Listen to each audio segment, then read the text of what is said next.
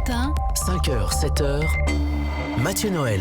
Voici pour les titres de ce 19 juin et l'actualité. C'est aussi le Salon du Bourget qui se tient depuis lundi au nord-est de Paris. 300 000 visiteurs sont attendus pour cette grand-messe mondiale de l'aéronautique. Sécurité des appareils, normes environnementales et nouvelles technologies sont quelques-unes des problématiques du moment. Bonjour Jérôme Bouchard. Bonjour. Merci d'être avec nous ce matin en direct sur Europe 1. Vous êtes expert aéronautique associé au sein du cabinet Oliver Wyman. Ces derniers mois, évoquer l'aviation revenait à parler de sécurité. L'avion vedette de Boeing, le 737 MAX, est immobilisé depuis maintenant mars après 2 crashs qui ont fait au total 346 victimes. Or, Boeing a dévoilé au Bourget une commande géante de 200 appareils. Ça signifie que la confiance est revenue autour de l'avionneur américain, confiance des professionnels peut-être, mais nous, simples usagers, on ne doit plus s'inquiéter de monter à bord d'un 737 MAX quand il sera remis en circulation. Bon, je suis content que vous commenciez par cette question de sécurité, parce que la sécurité, c'est vraiment ce qui est au cœur de l'industrie aéronautique, c'est la préoccupation principale. Vous l'avez dit, commande surprise de la part de British Airways hier, 200 appareils, donc on parle d'un chiffre énorme. Je pense en effet que la confiance, en tout cas du marché, est revenue. Après, par rapport à la confiance des passagers, vous et moi, j'attends bien entendu que les autorités de certification américaines puissent publier le bulletin qui rendra le Boeing volable. Est-ce que c'est pas étonnant, enfin je connais rien au business des avionneurs, mais comment British Airways a pu passer une commande de 200 appareils sur un modèle qui est encore un peu suspect avant qu'il y ait une nouvelle certification? Pourquoi pas prendre tout simplement un Airbus, un modèle équivalent?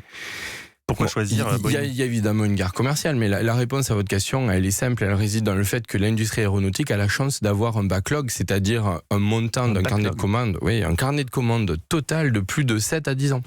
Et donc si vous achetez aujourd'hui 200 avions, ils ne vous seront livrés que dans au mieux 4 à 5 ans. Donc ils sont largement certifiés à ce moment-là. Bien sûr. C'est ce que dit British Airways. Alors nous sommes à la veille des vacances d'été, comment rassurer les gens qui vont prendre l'avion? Quelles sont les statistiques d'accidents? Il faut peut-être rappeler que l'avion est un moyen de transport sûr. Tout à fait, et c'est même statistiquement le plus sûr de tous les moyens de transport. Donc il y a à peu près 4 milliards de passagers qui voyagent chaque année en avion pour des accidents ou des incidents qui sont malgré tout certes malheureux, mais très limité. Le trafic aérien double tous les 15-20 ans. On tape sur 40 000 avions dans le ciel dans 20 ans. Comment l'aéronautique peut répondre à l'urgence écologique? Est-ce que c'est pas directement contradictoire? Alors, c'est sûr que la croissance est là. Et donc, il va falloir la gérer et donc réduire considérablement les émissions. Pour cela, moi, je crois en l'hybridation de la motorisation. Ça va arriver donc dans l'aéronautique. Est-ce que là, sur le salon du Bourget, il y a déjà des exemples de modèles qui soient hybrides, voire électriques? J'ai vu qu'il y avait un avion électrique qui avait été présenté. Voilà. Alors, les modèles hybrides, ils vont arriver très vite, c'est 3-4 ans à l'échelle aéronautique. Ils vont être hybrides avec de l'énergie électrique. La question qu'il y a derrière, c'est est-ce que c'est des batteries qui sont encore très lourdes et compliquées à recharger, ou alors est-ce que c'est directement de l'hydrogène qu'on va mettre dans les avions pour générer de l'électricité à travers une pile à combustion? Moi, je crois fort à la deuxième solution. Et l'avion électrique qui a été présenté, il a été présenté par Eviation, une start-up israélienne qui a mis au point cet appareil de 9 places d'une autonomie de 1000 km. Et la compagnie régionale américaine Cape Air devrait être la première à l'exploiter, donc c'est que ça marche s'il y a une exploitation commerciale.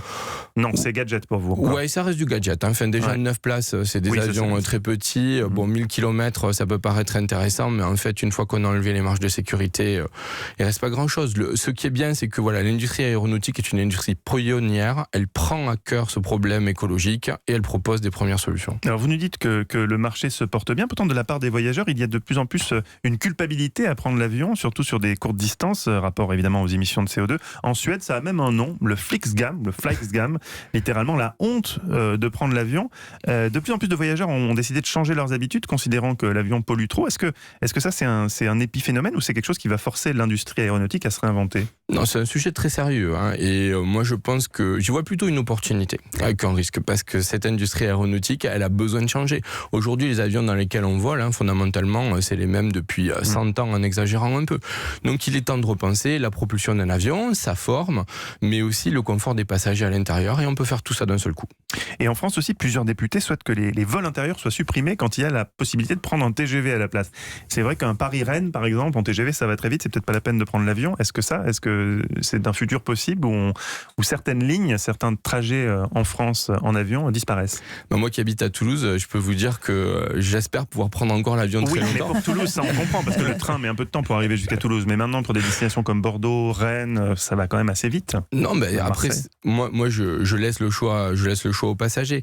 Ce qu'il faut voir, c'est que l'industrie aéronautique, c'est une industrie de connexion. Donc quand on veut aller aller, mettons, à Bangkok ou en destination finale, Ah oui, on passe. on passera par un aéroport, donc il y a toujours un intérêt à avoir des courtes distances. Et ben, Alors justement, le Bourget, c'est aussi une vitrine pour le futur de l'aviation. À quoi ressemblerait l'avion du futur selon vous ? Ah ben, ça serait un avion qui serait très différent. Hein. Pour moi, la saucisse avec les 2 ailes, c'est terminé. Pour quelqu'un de Toulouse. Ah oui, c'est Ben, décidément. Exactement. Donc voilà. Donc tout ça, pour moi, ça c'est terminé. D'ici 15 ans, 20 ans, on aura des nouvelles formes qui ressembleront, alors sans ressembler encore à Star Wars, hein, mais peut-être à des ailes Delta, à des choses C'est beaucoup quoi plus des ailes plates. Delta? Et ben c'est un Delta, avion de forme en triangle. triangulaire. Ah oui, voyez pas autant pour moi, je ne connaissais pas ce Si terme. vous voyez les cruisers de l'Empire oui, dans ça, je Star vois, Wars, oui. ben Ah, voilà. voilà. Ben ça, alors vous allez en moins gros quand même, hein, puis qui volent pas dans l'espace. Là, vous me parlez, là. Ouais, Avec voilà. des exemples simples comme ça. Je comprends. Exactement. Et en termes de confort, à quoi ça va ressembler Ben, ça pour sera un le avion. passager ? Ouais, déjà qui sera beaucoup plus connecté. Donc on aura la même connectivité que dans son salon. On pourra regarder Netflix, puis avec des très beaux sièges et un peu plus d'espace. Pourquoi pas faire des lits couchettes? Ah mais ça, c'est pour vous, ça. Bah oui, ça serait bien. Parce Mais, que vous êtes trop non, grand. mais même en classe éco, on les met les uns sur les autres, mais comme ça, on est bien allongé. Moi, Bon, c'est et- ma proposition pour l'aéronautique. Je la lance comme ça. Vous en faites ce que vous voulez. Merci beaucoup, Jérôme Bouchard. Je rappelle que vous êtes expert aéronautique au sein du cabinet Oliver Wyman. Le salon du Bourget se tient jusqu'à dimanche. Il sera ouvert au public à partir de vendredi.